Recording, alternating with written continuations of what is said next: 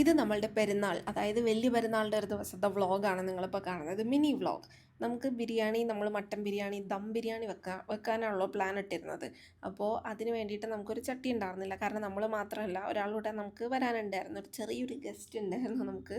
അപ്പോൾ പുള്ളിക്കാരിക്ക് ഇവിടെ വേണ്ടിയിട്ട് നമ്മൾ നീട്ടി വെക്കണമല്ലോ. അപ്പം ഞാനവളും ആണെങ്കിൽ ഓക്കെ എന്ന് വെക്കാം. പക്ഷേ നമ്മൾ അവർ പ്രോപ്പർ ഇതായിട്ട് വെക്കണമല്ലോ നമ്മൾ ഒരാൾക്കൂടെ കൊടുക്കുമ്പോൾ.